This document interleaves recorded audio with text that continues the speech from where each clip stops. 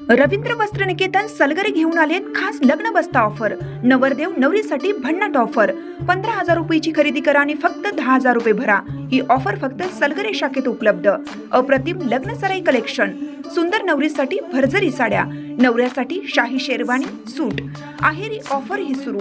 आहेरी साड्या 10 घ्या 1 free, pant shirt जोडी 10 घ्या 1 फ्री। ऑफर फक्त 31 मे 2025 पर्यंत। रवींद्र वस्त्रनिकेतन सलगरे, तालुका मिरज।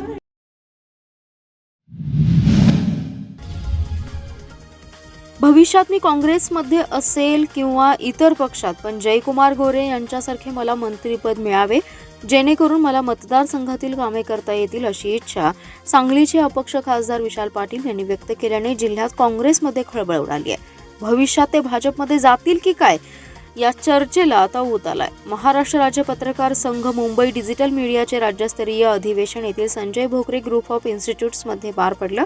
याचं उद्घाटन ग्रामविकास मंत्री जयकुमार गोरे यांच्या हस्ते झाले। यावेळी प्रमुख पाहुणे म्हणून खासदार विशाल पाटील होते। यावेळी कार्यक्रमात बोलताना महाराष्ट्र राज्य पत्रकार संघाचे राज्य संघटक संजयजी भोकरे म्हणाले, खासदार विशाल पाटील, तुमचं काम चांगलं आहे, पण आता अपक्ष नको, पक्ष धरा। भविष्यात भाजपावाले काय गणिते घालतील कळणार नाही, अशी शंकाही त्यांनी व्यक्त केली। या धाग्याला पकडून खासदार विशाल पाटील म्हणाले, जयकुमार गोरे यांची सासरवाडी सांगली आहे, आमच्या घराजवळच त्यांचं घर आहे। ते प्रथम अपक्ष आमदार म्हणून निवडून आले, नंतर ते भाजपवासी झाले आणि आता मंत्री देखील झालेत। मी देखील पहिल्यांदा अपक्ष खासदार म्हणून निवडून आलोय। पुढे मी काँग्रेसमध्ये राहीन किंवा दुसऱ्या पक्षात जाईन, तेव्हा तरी आम्हाला मंत्रिपद मिळावं, जेणेकरून मतदारसंघातील कामे करता येतील, अशी अपेक्षा व्यक्त केली आहे। या सूचक वक्तव्यांमुळे अनेकांच्या भुवया उंचावल्या, तर काँग्रेसमध्ये खळबळ उडाली असून खासदार पाटील भाजपाच्या वाटेवर तर नाहीत ना, अशी चर्चा जिल्ह्यातील काँग्रेसमध्ये रंगली आहे। पत्रकार भवन, पत्रकारांचा आरोग्य विमा यांसह पत्रकारांच्या विविध प्रश्नांसाठी पत्रकारांचा सहकारी म्हणून मुख्यमंत्री देवेंद्र फडणवीस यांच्याकडे पाठपुरावा करू। या संदर्भात लवकरच एक बैठक देखील घेऊ, अशी ग्वाही राज्याचे ग्रामविकास मंत्री जयकुमार गोरे यांनी बोलताना दिली आहे। महाराष्ट्र राज्य पत्रकार संघ मुंबई डिजिटल मीडियाचे राज्यस्तरीय अधिवेशन संजय भोकरे ग्रुप ऑफ इन्स्टिट्यूट्समध्ये पार पडले। याचं उद्घाटन ग्रामविकास मंत्री जयकुमार गोरे यांच्या हस्ते झाले। अध्यक्षस्थानी ज्येष्ठ पत्रकार अशोक वानखेडे उपस्थित होते। यावेळी खासदार विशाल पाटील, महाराष्ट्र राज्य पत्रकार संघाचे राज्य संघटक संजयजी भोकरे, डिजिटल मीडिया संघटनेचे प्रदेशाध्यक्ष सिद्धार्थ भोकरे, जिल्हा परिषदेचे माजी उपाध्यक्ष शिवाजी डोंगरे, इंद्रजित घाटे आदीजण उपस्थित होते। जयकुमार गोरे पुढे म्हणाले, पत्रकार बांधवांनी मोठी साथ दिल्याने राजे महाराजांच्या गर्दीत शेतकऱ्याचा मुलगा आमदार आणि आता मंत्री झालाय। पत्रकारांचे आणि माझे कधी भांडण केले नाही, नाते जपण्याचं काम केलं। मंत्रीपद हे काचेचं भांड आहे। जीवनात अनेक चुका होतात, त्या सुधारण्याची संधी पत्रकारांमुळे मिळते। चुका दाखवल्या की त्यातून शिकण्याची संधी मिळते। राजकारणात खालच्या पातळीवर जीवघेणी स्पर्धा असते। जीवनात संघर्ष करायला लागला, अनेक खोटे गुन्हे दाखल झाले, एका बातमीमुळे अनेक जण संपलेत। 9 वर्षांपूर्वी घडलेल्या घटना काढायचं काम केलं जातं। माझ्या विरोधात झालेल्या सर्व प्लॅनची माहिती आहे, त्याचं रेकॉर्डिंग देखील आहे, पण त्यावेळी डिजिटल मीडिया त्यांच्याबरोबर न राहता माझ्याबरोबर राहिला, याचा ऋणी असल्याचं जयकुमार गोरे यांनी सांगितलं। पत्रकार हा असंघटित घटक आहे, त्यांच्यासाठी उत्पन्नाची व्यवस्था करण्याची गरज आहे। केंद्र सरकारने पत्रकारांसाठी पेन्शन योजना आणली आहे, त्यासाठी दर महिन्याला 210 रुपयांचा विमा हप्ता आम्ही भरणार आहोत। त्याद्वारे दर महिन्याला 5,000 रुपये पेन्शन मिळतील। या माध्यमातून बळ दिलं जात असल्याचे प्रतिपादन राज्याचे उच्च तंत्र शिक्षण तथा जिल्ह्याचे पालकमंत्री चंद्रकांत पाटील यांनी केले। राज्यातील विविध ट्रस्टकडून पैसे आणून पत्रकारांच्या मुलांचं शिक्षण आणि आरोग्य विमा उतरवण्यात येईल, असंही त्यांनी जाहीर केले। संजय भोकरे ग्रुप ऑफ इन्स्टिट्यूट्समध्ये महाराष्ट्र राज्य पत्रकार संघ मुंबई डिजिटल मीडियाचे राज्यस्तरीय अधिवेशनाचा समारोप उच्च तंत्र शिक्षण तथा जिल्ह्याचे पालकमंत्री चंद्रकांत दादा पाटील यांच्या उपस्थितीत झालाय।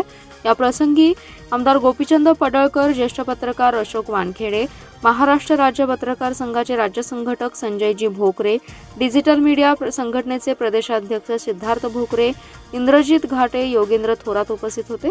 चंद्रकांत दादा पाटील म्हणाले, पत्रकारांसाठी उत्पन्नाची व्यवस्था करून दिली तर सर्व गोष्टी व्यवस्थित होतील। पंतप्रधान नरेंद्र मोदींनी आणलेल्या पेन्शन योजनेतून पत्रकारांना बळ दिलं जाते। पत्रकारांचा विमा हप्ता राज्य सरकार भरण्यासाठी प्रयत्नशील आहे, त्यामुळे दर महिन्याला 5,000 रुपये मिळतील। त्यांच्या मृत्यूनंतर पत्नीस दर महिन्याला 5,000ची पेन्शन सुरू राहील। याशिवाय मृत्यूनंतर वारसांना 8.5 लाख रुपये मिळणार असल्याचं त्यांनी सांगितलं। वाळवा तालुक्यातील पेठ मंडल अंतर्गत पेठ येथील महादेव मंदिरात छत्रपती शिवाजी महाराज समाधान शिबिराचं आयोजन आमदार सदाभाऊ खोत यांच्या प्रमुख उपस्थितीत करण्यात आलं होतं. दरम्यान भाजपाच्या महाडिक समर्थक कार्यकर्त्यांनी प्रशासनाला काळे झेंडे दाखवत निदर्शने केली आहेत. विविध विषयांवर प्रशासनाला जाब विचारत प्रश्नांची सरबत्ती केली. आमदार सत्यजित देशमुख, सम्राट महाडिक यांची अनुपस्थिती होती. पेठ महसूल मंडळातील जनतेने महसूल, ग्रामसेवक, पाटबंधारे, MSCB, आरोग्य, पुरवठा विभाग, बांधकाम विभाग संदर्भातील अनेक तक्रारींचा पाढा वाचलाय. लेखी स्वरूपात अर्ज दिलेत. या प्रश्नांचा तात्काळ निपटारा करण्यासंदर्भात संबंधित अधिकाऱ्यांना सूचना केल्या. जनतेचे प्रश्न सोडवण्यात जाणीवपूर्वक दिरंगाई केल्यास संबंधित अधिकाऱ्यांवर तात्काळ कारवाई करण्याच्या सूचना आमदार सदाभाऊ खोत यांनी प्रांताधिकारी आणि तहसीलदारांना दिल्या. भविष्यात गावोगावी दौरे करून प्रत्येक विभागाची स्वतंत्र आढावा बैठक घेणार असल्याचे सदाभाऊ खोत यांनी सांगितले. 100 दिवसांच्या कृती आराखडा कार्यक्रमात तात्काळ वारस नोंदी, पानंद रस्ता नोंदी केलेल्या सातबाराचे वाटप शेतकऱ्यांना करण्यात आले. कृषी विभाग अंतर्गत ट्रॅक्टरचे देखील वाटप करण्यात आलं. यावेळी प्रांताधिकारी श्रीनिवास अर्जुन, तहसीलदार सचिन पाटील, गटविकास अधिकारी रवी पांढरे, पेठ मंडळातील सर्व ग्रामस्थ, ग्रामसेवक, तलाठी आणि विविध विभागाचे अधिकारी उपस्थित होते. या कार्यक्रमास रयत क्रांती संघटनेचे वाळवा तालुका अध्यक्ष अमोल पाटील, वाहतूक आघाडीचे अध्यक्ष बजरंग भोसले, लालासो पाटील, नंदकुमार पाटील, अतुल पाटील उपस्थित होते. कार्यक्रम सुरू असतानाच भाजपाचे महाडिक समर्थक हातात काळे झेंडे घेऊन कार्यक्रमस्थळी पोहोचले. त्यांनी शासकीय अधिकाऱ्यांना मंडळातील सर्व गावातील ग्रामस्थांना माहिती मिळाली नाही. सुट्टीच्या दिवशी कार्यक्रम घेण्याचं कारण काय, अशा प्रश्नांची सरबत्ती केली. महाडिक धूमधडाका अशी घोषणाबाजी केली. या प्रकारात शिबिरात एक प्रकारचा गोंधळच निर्माण झाला. ओबीसी आरक्षण आणि प्रभाग रचनेबाबत न्यायालयात सुनावणी सुरू असल्याने राज्यातील स्थानिक स्वराज्य संस्थांच्या निवडणुका थांबल्या आहेत. या संदर्भात सरकारची टीम न्यायालयात काम करत आहे. त्यामुळे निवडणुका लवकरच होतील असं मत राज्याचे ग्रामविकास मंत्री जयकुमार गोरे यांनी व्यक्त केलंय. महाराष्ट्र राज्य पत्रकार संघ मुंबई डिजिटल मीडियाचे राज्यस्तरीय अधिवेशन येथील संजय भोकरे ग्रुप ऑफ इन्स्टिट्यूट्समध्ये पार पडले. याचं उद्घाटन ग्रामविकास मंत्री जयकुमार गोरे यांच्या हस्ते झालं. यावेळी त्यांनी पत्रकारांशी संवाद साधलाय. जयकुमार गोरे म्हणाले, स्थानिक स्वराज्य संस्थांच्या निवडणुका झाल्या नाहीत, त्यामुळे जिल्हा परिषदेचे मुख्य कार्यकारी अधिकारी, ग्रामसेवक यांच्यावर अतिरिक्त कारभार येतोय. पण लोकशाही देशात निवडणुकीची प्रक्रिया पार पाडताना अडचणी येत असतात. न्यायालयाने निवडणूक प्रक्रिया थांबवल्यात. तातडीने निवडणुका व्हाव्यात यासाठी मुख्यमंत्री आग्रही आहेत. त्यासाठी त्यांनी टीम देखील तयार केल्या आहेत. लवकरच न्यायालयीन प्रक्रिया पूर्ण होईल आणि निवडणुका पार पडतील असा विश्वास गोरे यांनी व्यक्त केला. ते पुढे म्हणाले, गायरान जागा देण्यासाठी तहसीलदार, गटविकास अधिकारी यांना सूचना दिल्या आहेत. त्यासाठी कालावधी देखील दिलाय. तसेच ज्यांना घरे मिळाली नाही त्यांचा नव्याने सर्वे करण्याचे आदेशही दिलेत. अडचण असेल तर दुरुस्त होईल, पण विरोधकांनी माहिती घेऊन आरोप करावेत असा टोला ग्रामविकास मंत्री जयकुमार गोरे यांनी विरोधकांना लगावलाय. महागाई, गॅस दरवाढीच्या निषेधार्थ ठाकरे शिवसेना पक्ष आक्रमक झालाय. सांगलीत ठाकरे गटाच्या वतीने येथील स्टेशन चौकामध्ये रस्त्यावरच चुली पेटवत त्यावर भाकरी थापत आंदोलन केलंय. केंद्र आणि राज्य शासनाच्या विरोधात घोषणाबाजी करण्यात आली. देशामध्ये महागाईने उच्चांक गाठलाय. नागरिकांना लुबाडण्याचं काम सुरू आहे असा आरोप यावेळी सेनेचे उपजिल्हाप्रमुख शंभूराज काटकर यांनी केलाय. केंद्र शासनाने नुकतीच घरगुती गॅस सिलेंडरच्या दरामध्ये 50 रुपयांची वाढ केली. याचे पडसाद राज्यभर उमटू लागलेत. शिवसेना, उद्धव बाळासाहेब ठाकरे पक्षाकडून या विरोधात राज्यभरात ठिकठिकाणी आंदोलने करण्यात आली आहेत. सांगलीत येथील हिंदू हृदय सम्राट बाळासाहेब ठाकरे चौकात सांगली जिल्हा शिवसेनेच्या वतीने आंदोलन करण्यात आलंय. उपजिल्हाप्रमुख शंभूराज काटकर यांच्या नेतृत्वाखाली हे आंदोलन करण्यात आले. यावेळी महिला शिवसैनिकांनी रस्त्यांवरच चुली मांडल्या. त्यावर स्वयंपाक करत गॅस दरवाढीचा निषेध केलाय. केंद्र व राज्य सरकारच्या विरोधात घोषणाबाजी करण्यात आली, निषेध करण्यात आला. यावेळी बोलताना काटकर म्हणाले, सामान्य नागरिकांना लुटण्याचं काम केंद्र आणि राज्य सरकारकडून सुरू आहे. इंधनाचे दर वाढत आहेत. जीवनावश्यक वस्तू महाग झाल्या. त्यातच आता 50 रुपयांनी गॅस दर वाढ केली आहे. केंद्र व राज्य शासनाच्या या नाकर्तेपणामुळे सर्वसामान्यांचं जगणं मुश्किल झालंय. शासनाने सर्वसामान्यांच्या भावना लक्षात घेत महागाईतून मुक्त करावं, अन्यथा यापुढच्या काळात यापेक्षाही मोठं आंदोलन करू असा इशारा दिलाय. अलमट्टी धरणाच्या उंची विरोधात सांगलीमधील कृष्णा महापूर नियंत्रण नागरी कृती समितीच्या वतीने कायदेशीर लढा उभारण्यात आलाय.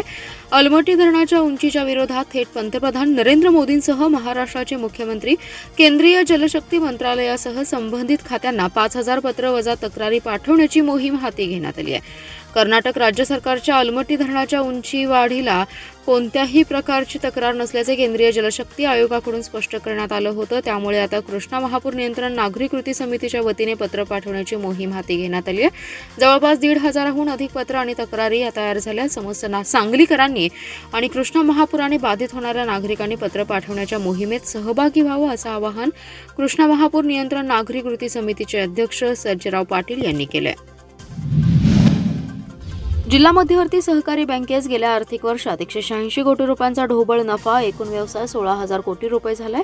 जिल्हा बँकेत आल्यानंतर 5 वर्षात एनपीए कमी करण्याचं धोरण ठेवलं होतं ते 3 वर्षात पूर्ण केले. आता नेट एनपीए 0% झालाय.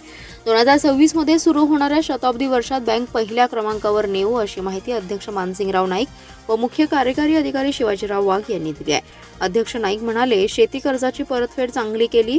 बँकेच्या पारदर्शी कारभारावर विश्वास ठेवून ठेवी मोठ्या प्रमाणावर जमा झाल्या.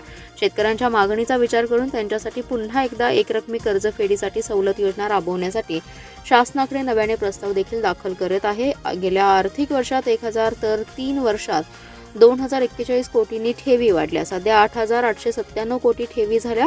3 वर्षांपूर्वी बँकेत अध्यक्ष झाल्यावर 7.81% नेट एनपीए होता. तो 5 वर्षात 0%चं उद्दिष्ट होतं ते 3 वर्षातच पूर्ण केलंय. ग्रॉस एनपीए 14.34% वरून सध्या 7.53% आलाय. पुढील वर्षी तो 4%च्या आत आणण्याचं उद्दिष्ट आहे.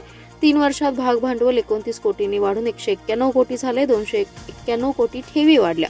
3 वर्षात कर्जामध्ये 2,041 कोटी वाढून सध्या 7,096 कोटी कर्ज वाटप आहे. सध्याची गुंतवणूक 3,625 कोटी, राखीव निधी 974 कोटी आहे. सध्याची एनपीए रक्कम 534 कोटी आहे. येत्या वर्षापासून पशुपालकांना खेळतं भांडवल 3 लाखाचं कर्ज बिनव्याजी दिलं जाईल अशी ग्वाही दिली आहे. येथील छत्रपती शिवाजी महाराज स्टेडियम समोर एक भगदाड पडले आहे. गेल्या 15 दिवसांपासून महापालिका प्रशासनाने याची दुरुस्ती केली नाही. त्यामुळे संतप्त लोकहित मंचच्या पदाधिकाऱ्यांनी या भगदाडमध्ये वृक्षारोपण करून महापालिकेचा निषेध व्यक्त केलाय.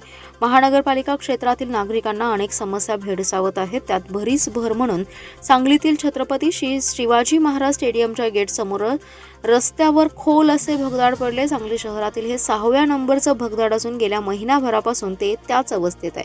हा रस्ता मोठ्या प्रमाणात रहदारीचा असून छत्रपती शिवाजी स्टेडियमवर येणारे खेळाडू तसेच ज्येष्ठ नागरिक, जवळच असणारे KWC कॉलेज, दडगे हायस्कूल याशिवाय विद्यार्थ्यांचं बोर्डिंग जवळच असल्याने या ठिकाणी विद्यार्थी येत असतात. त्यामुळे अपघाताचा धोका आहे. तरी देखील महापालिकेने याकडे दुर्लक्ष केले.